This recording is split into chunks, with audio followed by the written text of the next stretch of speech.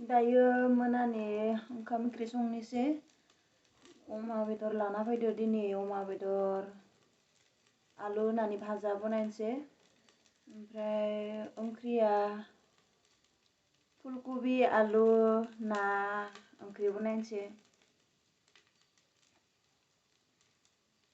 नै अमाखौ कुकारावनो बनायनोसै पियाजखौ होबाय पियाज होनायखौ देखायबाय थायासै अमाया नै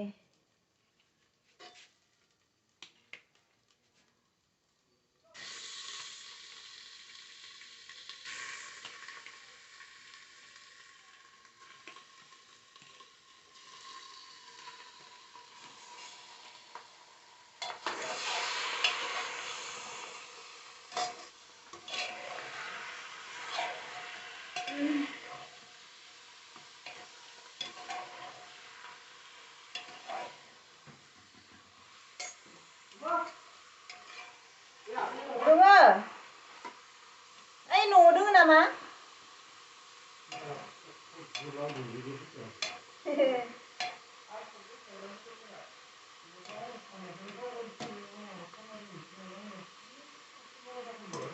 दोङोना गैया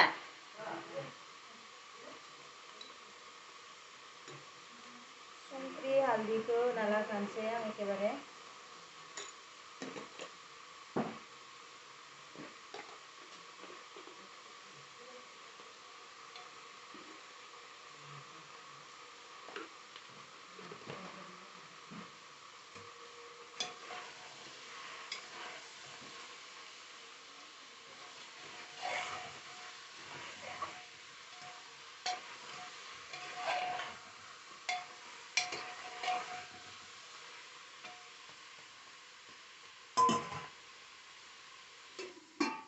मस्लाफोरखौ देना लाखाबाय नै जाब्रांदो दालचिनिदो नैबे इलाइसि आन्था नैबे हाइजें नैबे रुसुन बेलेग पेकेट मस्ला होलिया जेबो सिम्पोल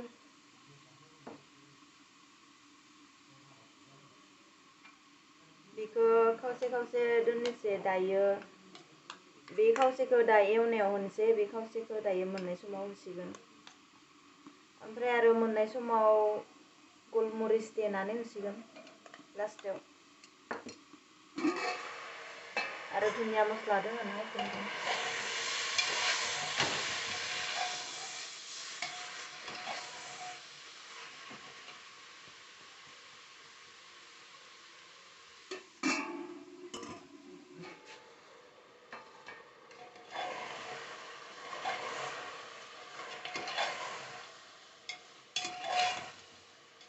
अमा बेदराव थावखौ बारा होआखै आङो पियाज सेरनोल'सो थावखौ होदो बिनि थावदोनो एवनोसै जिखुनु ओंख्रियानो जा भाजायानो जा संबोला आङो थाव बाराखौ गाहाम मोना थाव खमखौनो जायो बेखायनो आङो अमाखौबो थावखौ एसेल'सो होदो पियाज एवनोल'सो दै होनोसै थावासो ओंखारबाय नै जि गोथाव मोदोमदो मोनबायनो खोमा आलुआ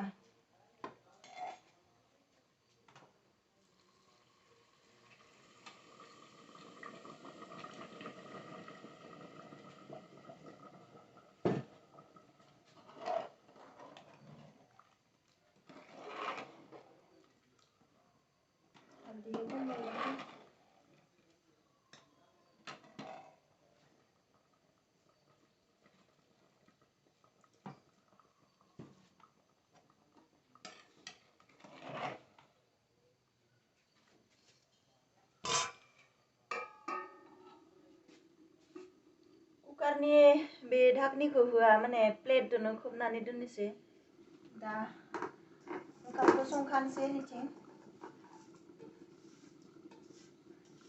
नैबे अमा नैबे ओंखाम खेबसेयावनो मोनगोन दायो लास्टाव ओंख्रिखौ संसिगोन ओंख्रिखौ दायो लास्टावसो संगोन। आंनिया ओंख्रि होननायानो जाया, ओंख्रोसो जायो।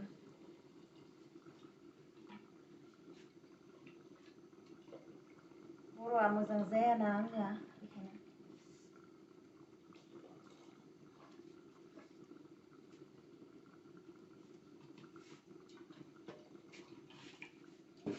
दै गुदुंसो होदों, दसेनो मोनगोन।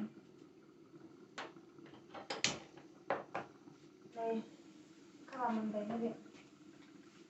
बेयाव दोननोसै, ओमफ्राय अमाखौ नैथि लाबोनानै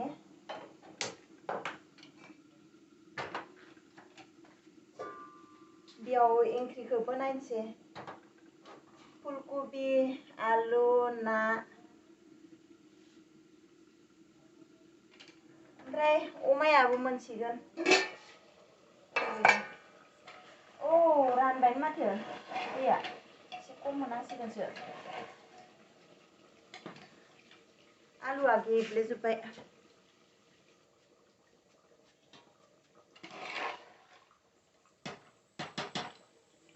दैया रानबायानो, गोरान जासिगोन। नै दहाय दोननाय हाइजें आरो रुसुनखौ होनोसै दा। आधाल'सो होनोसै। आधाल'सो होबाय, दायो आधाखौ दोनबाय, दायो नायाव होनोसै बेखौ। आरो नैबे गलमरिच, नैबे इलाइसि देना एसे दंमोन। इलाइसिखौ बारा होला, गलमरिचखौ होजोबनोसै। मोननाय समाव गलमरिच होबाथाय गाहाम मोनो, गाहाम नाङो जानो। दसे गोदौबावबानो जासिगोन। मोनबाथाय जानोसै। दायो थान्दायाव नेनानै जाजाया, दोननानै जाजाया, गुसु जायो लोगो लोगोनो। बेखायनो मोनबाथाय जानोसै। आरो इमान गोथाव संनानै नेबायबो थाजाया बेफोरखौ। थावा दुंबाय।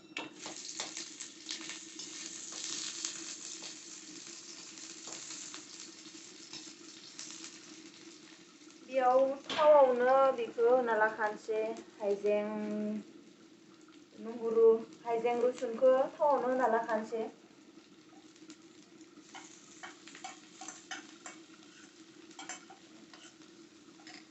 दायो आरो ओंख्रियावबो लास्टाव गलमरिचखौ देना होसिगोन।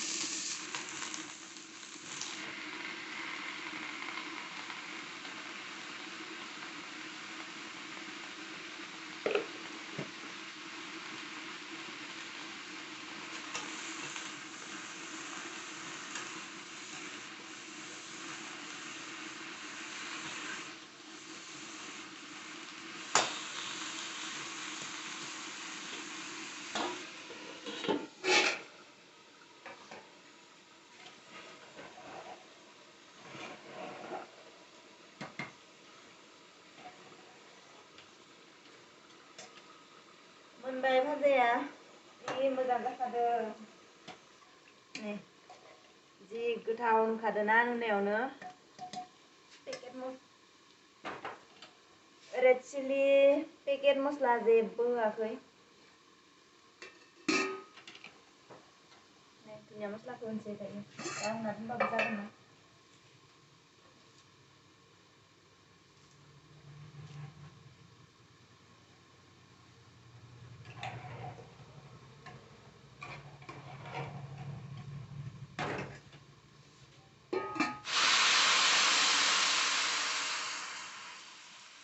कालारा जि बारा जाखाबाय, हालदैयासो बारा जाबाय नामा। गोखा जायाबानो जाबाय आरो। फुलकबियाव धनिया मस्ला होबासो गाहाम नाङो। जाबाय, मोनबाय। बिलाहि होबाथ' जि गोथाव जाखागौमोन। मथो मोनबावनो आरो लाबोनाय गैयाबा।